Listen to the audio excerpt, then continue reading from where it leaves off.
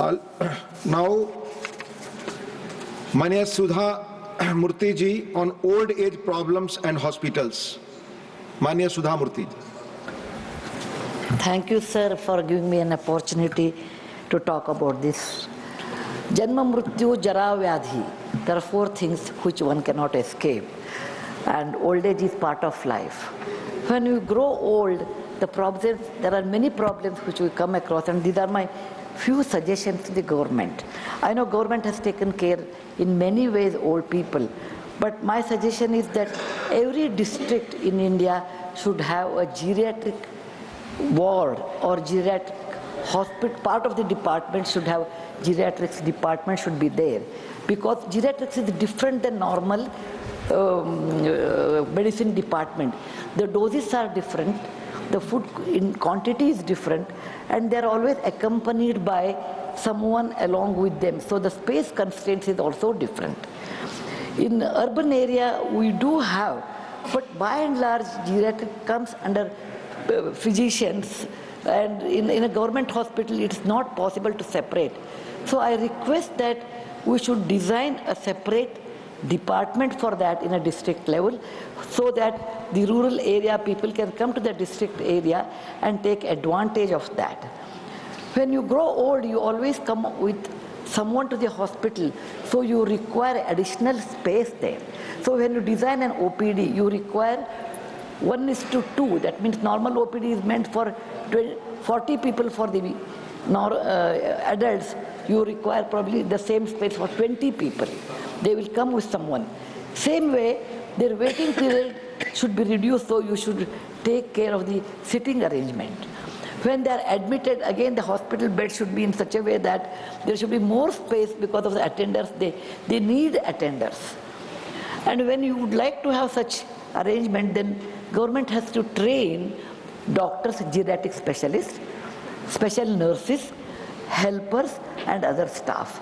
It may be a little expensive, but India has growth of old age people, and this should be, the government should consider this as a suggestion to improve the position of the old people, and particularly in the medical field, so that the old age will be easy and comfortable.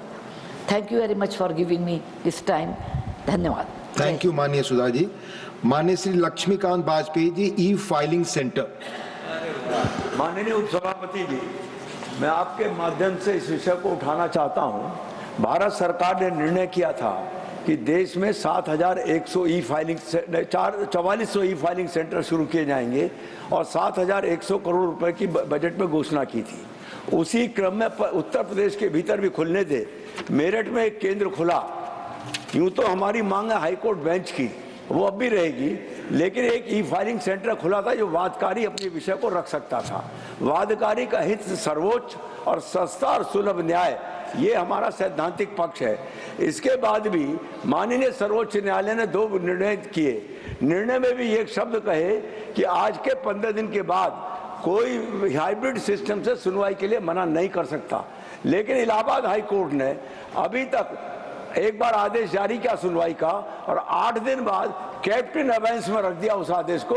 यानी सर्वोच्च न्यायालय के आदेश को भी एक administrative order से captain अबेंस रखने का काम इलाहाबाद सर्वोच्च न्यायालय ने किया है। और उत्तर प्रदेश के लोगों को ई फाइलिंग सेंटर के माध्यम से जिले से हाई कोर्ट और सुप्रीम कोर्ट में वाद दायर करने, जमानत प्राप्त करने और सुनवाई का अवसर मिलता है और फैसला का अवसर मिलता है, उससे हमको वंचित किया जा रहा है। मेरठ में तो ई फाइलिंग सेंटर स्थापित भी हो गया, उसके बावजूद भी इलाहाबाद हाई कोर्ट के एडमिनिस्ट्रेटिव ऑर्डर से माननीय सर्वोच्च न्यायालय का आदेश कैप्टन अबेंस रखा गया। मैं इस विषय पर अपनी बात रखते हुए सदन आपके माध्यम से मांग करता हूं कि वो कैप्टन अबेंस का आदेश स्थगित हो और ई फाइलिंग सेंटर की व्यवस्था को चालू किया जाए। धन्यवाद। धन्यवाद। माननीय डॉक्टर सुमेर सिंह सोलंकी, नवोदय विद्यालय एवं केंद्रीय विद्यालयों में कृषि विज्ञान पढ़ाने हेतु। सोलंकी जी बोल रहे हैं, खड़े हो। धन्यवाद माननीय उपसभापति महोदय, नर्मदे हर। माननीय उपसभापति महोदय, मैं आज सदन के माध्यम से एक महत्वपूर्ण विषय का ध्यान आकर्षण चाहता हूं। हमारे देश के अंदर 80% लोग गांवों में निवास करते हैं और उनका व्यवसाय कृषि से जुड़ा हुआ है। खेती को लाभ का धंधा बनाने के लिए हमारे देश के यशस्वी प्रधानमंत्री माननीय नरेंद्र मोदी जी के नेतृत्व में हमारी सरकार निरंतर कार्य कर रही है और इस देश के अंदर कृषि प्रधान देश होने के कारण कृषि विषयों को भी पढ़ाने का काम महाविद्यालयों में और स्कूलों में होना चाहिए। माननीय उपसभापति महोदय, देश के अंदर नवोदय विद्यालय और केंद्रीय विद्यालय संगठन के हजारों विद्यालय संचालित है और साथ ही राज्य सरकार के विद्यालय भी हजारों की संख्या में संचालित है। मैं खुद एक किसान का बेटा हूं और शिक्षक रहा हूं। मुझे लंबे समय तक इस बात का एहसास हुआ है कि जिस कॉलेज और स्कूलों में कृषि विषय को पढ़ाया जाना चाहिए वो अभी तक नहीं शामिल किया गया है। मैं सीबीएसई में और एनसीईआरटी के पाठ्यक्रम में कृषि विज्ञान विषय को शामिल करने के लिए मांग करता हूं ताकि हमारे किसान के जो बेटा और बेटी है वो कृषि विषय को पढ़ पाएं और जब वो घर की ओर लौटे तो कम से कम बहुत अच्छे तरीके से उच्च तकनीकी तरीके से खेतीबाड़ी का काम कर सके और गांव के भाइयों और बहनों को तकनीकी रूप से खेती करने के लिए मदद कर पाएं। मैं देश के यशस्वी प्रधानमंत्री माननीय नरेंद्र मोदी जी को और साथ ही हमारे कृषि मंत्री जी को धन्यवाद भी देना चाहता हूं क्योंकि आप सबके नेतृत्व में देश का किसान निरंतर तरक्की कर रहा है और खेती को लाभ का धंधा बनाने का काम किया जा रहा है। माननीय उपसभापति महोदय, मैं आपके माध्यम से सरकार से ये मांग करता हूं कि देश के नवोदय विद्यालयों में और केंद्रीय विद्यालयों के साथ ही राज्य सरकार द्वारा संचालित हाई सेकेंडरी स्कूलों में कृषि विज्ञान विषय को अनिवार्यतः पढ़ाने की मांग करता हूं। इतना ही कहते हुए मैं अपनी बात को समाप्त करता हूं। नर्मदे हर। नाउ माननीय Sudha Murty ji on old age problems and hospitals. माननीय सुधा मूर्ति जी। Thank you, sir, for giving me an opportunity to talk about this. Janma, Mrityu, Jara, Vyadhi. There are four things which one cannot escape. And old age is part of life. When you grow old, there are many problems which we come across, and these are my few suggestions to the government. I know government has taken care in many ways old people, but my suggestion is that every district in India should have a geriatric ward or geriatric hospital. Part of the department should have geriatrics department should be there, because geriatrics is different than normal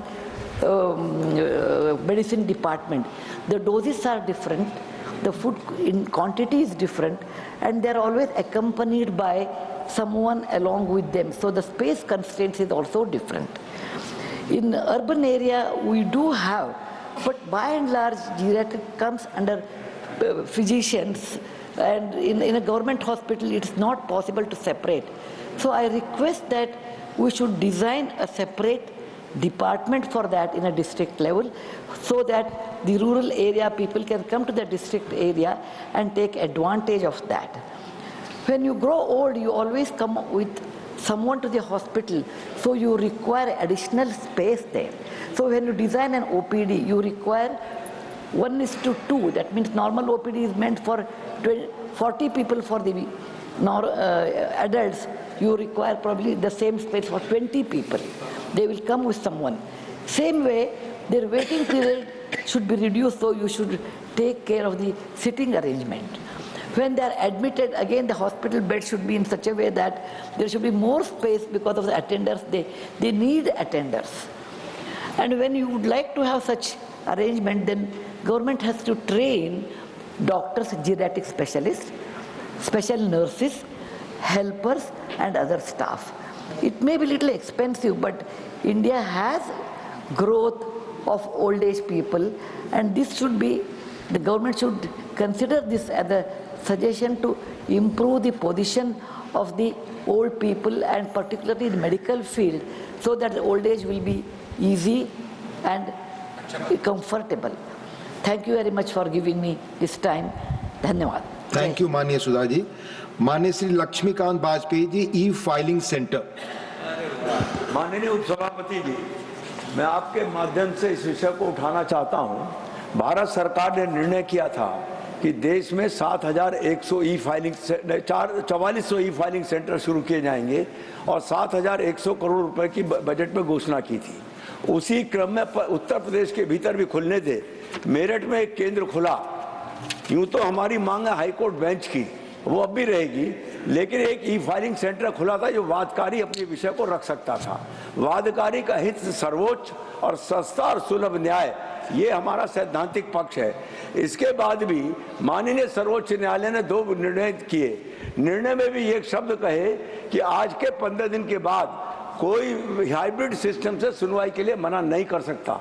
लेकिन Allahabad high court ने अभी तक एक बार आदेश जारी किया सुनवाई का और 8 दिन बाद कैप्टन अबेंस में रख दिया उस आदेश को, यानी सर्वोच्च न्यायालय के आदेश को भी एक एडमिनिस्ट्रेटिव ऑर्डर से कैप्टन अबेंस रखने का काम इलाहाबाद सर्वोच्च न्यायालय ने किया है। और उत्तर प्रदेश के लोगों को ई फाइलिंग सेंटर के माध्यम से जिले से हाई कोर्ट और सुप्रीम कोर्ट में वाद दायर करने, जमानत प्राप्त करने और सुनवाई का अवसर मिलता है, फैसला का अवसर मिलता है, उससे हमको वंचित किया जा रहा है। मेरठ में तो ई फाइलिंग सेंटर स्थापित भी हो गया, उसके बावजूद भी इलाहाबाद हाई कोर्ट के एडमिनिस्ट्रेटिव ऑर्डर से माननीय सर्वोच्च न्यायालय का आदेश कैप्टन अबेंस रखा गया।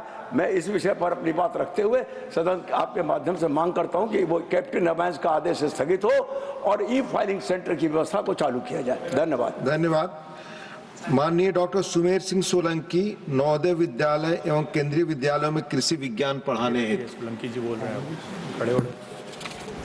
धन्यवाद माननीय उपसभापति महोदय, नर्मदे हर। माननीय उपसभापति महोदय, मैं आज सदन के माध्यम से एक महत्वपूर्ण विषय का ध्यान आकर्षण चाहता हूं। हमारे देश के अंदर 80% लोग गांवों में निवास करते हैं और उनका व्यवसाय कृषि से जुड़ा हुआ है। खेती को लाभ का धंधा बनाने के लिए हमारे देश की यशस्वी प्रधानमंत्री माननीय नरेंद्र मोदी जी के नेतृत्व में हमारी सरकार निरंतर कार्य कर रही है और इस देश के अंदर कृषि प्रधान देश होने के कारण कृषि विषयों को भी पढ़ाने का काम महाविद्यालयों में और स्कूलों में होना चाहिए। माननीय उपसभापति महोदय, देश के अंदर नवोदय विद्यालय और केंद्रीय विद्यालय संगठन के हजारों विद्यालय संचालित है और साथ ही राज्य सरकार के विद्यालय भी हजारों की संख्या में संचालित है। मैं खुद एक किसान का बेटा हूं और शिक्षक रहा हूं। मुझे लंबे समय तक इस बात का एहसास हुआ है कि जिस कॉलेज और स्कूलों में कृषि विषय को पढ़ाया जाना चाहिए वो अभी तक नहीं शामिल किया गया है। मैं CBSE में और NCERT के पाठ्यक्रम में कृषि विज्ञान विषय को शामिल करने के लिए मांग करता हूं ताकि हमारे किसान के जो बेटा और बेटी है वो कृषि विषय को पढ़ पाएं और जब वो घर की ओर लौटे तो कम से कम बहुत अच्छे तरीके से उच्च तकनीकी तरीके से खेतीबाड़ी का काम कर सके और गांव के भाइयों और बहनों को तकनीकी रूप से खेती करने के लिए मदद कर पाएं। मैं देश के यशस्वी प्रधानमंत्री माननीय नरेंद्र मोदी जी को और साथ ही हमारे कृषि मंत्री जी को धन्यवाद भी देना चाहता हूं क्योंकि आप सबके नेतृत्व में देश का किसान निरंतर तरक्की कर रहा है और खेती को लाभ का धंधा बनाने का काम किया जा रहा है। माननीय उपसभापति महोदय, मैं आपके माध्यम से सरकार से ये मांग करता हूं कि देश के नवोदय विद्यालयों में और केंद्रीय विद्यालयों के साथ ही राज्य सरकार द्वारा संचालित हाई सेकेंडरी स्कूलों में कृषि विज्ञान विषय को अनिवार्यतः पढ़ाने की मांग करता हूं। इतना ही कहते हुए मैं अपनी बात को समाप्त करता हूं। नर्मदे हर।